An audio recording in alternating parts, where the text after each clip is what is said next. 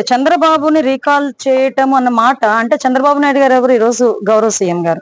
గౌరవ సీఎం గారు ఆయన సీఎం స్థాయిలో ఎవరు కూర్చోబెట్టారు? ఈరోజు ప్రజలు కూర్చోబెట్టారు.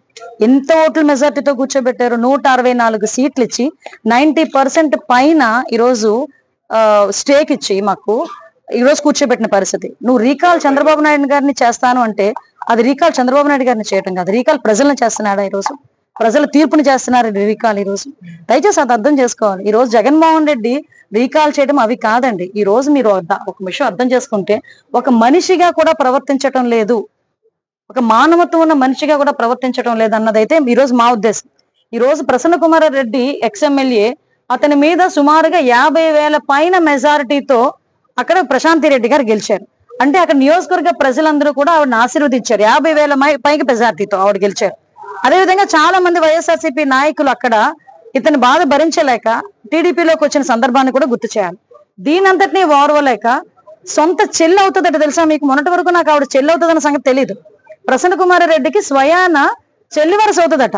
అంటే చెల్లి వరుస అయ్యే ఆ మహిళ మీద, దట్టు ఒక ఎమ్మెల్యే మీద నోటికొచ్చినట్టు వరస్ట్గా మాట్లాడి అతని మాటల్ని న్యాయస్థానాలు సైతం తప్పుబట్టే పరిస్థితుల్లో ఉంటుంటే కనీసం ఈ రోజుకి నువ్వు చేసింది తప్పు అని జగన్మోహన్ రెడ్డి నోట్లోంచి గాని ప్రసన్న కుమార్ నోట్లోంచి గాని ఒక పశ్చాత్తాపడి ఒక మాట రాలేదంటే ముందు దాని సంగతి చూసుకోమనండి.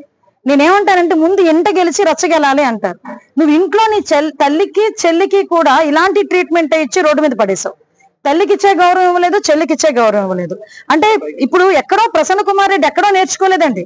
ప్రసన్న కుమార్ రెడ్డి ఓవరాల్ గా నేర్చుకున్నదంతా జగన్మోహన్ రెడ్డి దగ్గరే. జగన్మోహన్ రెడ్డి కూడా తన సొంత చెల్లెలు కట్టుకున్న చీర గురించి మాట్లాడతాడు. సొంత చెల్లెలు తాలూకా పుట్టుక గురించి ఎవరైనా మాట్లాడితే ఎక్కిలి నవ్వులు నవ్వుతాడు. కాబట్టి ఈ రోజు అతని తాలూకా ఎమ్మెల్యేలు ఎక్స్ఎమ్మెల్యేలు బయటకు వచ్చి మహిళలని కూడా చూడకుండా మహిళల మీద ఇష్టానుసారంగా మాట్లాడే పరిస్థితి ఈ రోజు కనిపిస్తా ఉంది. ఈ రోజు నేనేమంటానంటే ముందు మహిళల్ని గౌరవించడం నేర్చుకో, తర్వాత రాజకీయం చేయి. నీకు మహిళను గౌరవించడమే చేత కాదు. మహిళను ఎందుకన్నానంటే నిన్ను కన్న తల్లి ఒక మహిళ, నీ తోబుట్టు ఒక మహిళ, నీ కట్టుకున్న భార్య ఒక మహిళ. నువ్వు మహిళను గౌరవించడం మానేసి మహిళలను గౌరవించని వాళ్ళని కూడా నువ్వు వెనకేసుకొస్తూ కనీసం దాని గురించి స్పందించకుండా ఈరోజు చంద్రబాబు నాయుడు గారి దగ్గరకు వచ్చి ఆ కాల్ చేయి ఈ కాల్ చేయి అని చెప్పడం కాదు. ఇప్పటికే మీరు చేసిన పనులు బట్టి 11 సీట్లకు దించేశారు. మీరు ఇలాగే పని చేస్తే కనుక 11 సీట్లు కూడా ఉండకుండా పర్మనెంట్ గా ఇంట్లో కూర్చునే పరిస్థితి జగన్మోహన్ రెడ్డికి త్వరలోనే రాబోతోంది. కంపల్సరీ అండి. ఈ రోజు ఆల్రెడీ కేసు పెట్టాం కాబట్టే కదా యాంటిసిపేటరీ బెయిల్కి వెళ్ళారు. సో నిన్న మీరు చూసారు అంటే న్యాయస్థానాలు కూడా తప్పుపట్టిన పరిస్థితి కూడా మనం చూసుకోవాలి అని ఎవ్వరూ హర్షించారండి, ఎవరూ హర్షించరు, ఒక జగన్మోహన్ రెడ్డి తప్ప. అదే అతని మనస్తత్వం నాకైతే అర్థం కాదు. మళ్ళీ ఈ రోజు కూర్చొని ఏదేదో నీతి కబుర్లు మాట్లాడే పరిస్థితి మీరు అబ్జర్వ్ చేయండి. జగన్మోహన్ రెడ్డి ఈ సంవత్సర కాలంలో ఎవరెవరు చూడటానికి వెళ్ళాడంటే గాంజా కొట్టి ఉన్న రౌడీ షీటర్లను పరామర్శించడానికి ఒకరోజు వెళ్ళి అక్కడ ఆడవాళ్ళ మీద పోలీసుల మీద రాళ్ళు చూపిస్తారు. లేదు అనుకుంటే బెట్టింగ్ ద్వారా చనిపోయిన అతనికి సంవత్సరం తర్వాత విగ్రహం పెట్టి విగ్రహం ఓపెన్ చేయడానికి వెళ్తాడు.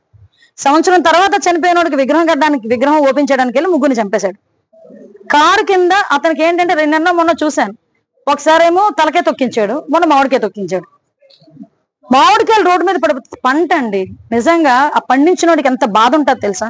సంవత్సరం అంతా అది మామిడికాయ పువ్వు పూసిందా, పువ్వు మళ్ళీ రాలిపోతుందా, మంచు పడుతుందా, కాయ కాసిందా, కాయ పిందె ఎలా ఉంది, పెద్దది ఎలా ఉంది, అక్కడ కాపలా కాసి చిన్నపిల్లలు కూడా రాయి పెట్టి కొడితే ఆ చిన్నపిల్లల్ని కూడా బెదిరించి అంటే ఒక సంవత్సరం పాటు ఎంతో కష్టపడితే ఆ మామిడికాయ తీసుకొచ్చుకుంటే ఆ మామిడికాయకి ఆ తెంపుకొని ఆ ఫలసాయం సంవత్సరం అంతా తినాలని ప్రతి రైతు అనుకుంటే ఆ మామిడికాయలన్నింటినీ కూడా రోడ్డు మీద పెట్టి కారులతో తొక్కించి ఏంటండి శాడిజం? నాకు అర్థం కాదు. జనాలు కూడా అర్థం చేసుకోవాలి, ఆలోచించాలి జనాలు కూడా. అలాంటి శాడిజమైన పనులు ఆయన చేస్తా ఉంటే మేము కేసు పెట్టకూడదా? ఈ రోజు బయటకు వచ్చి ఏం మాట్లాడతాడు? రపా రపా రపా రపా నరుకుతామంటే తప్పు కాదంటే అది సినిమా డైలాగ్ అండి.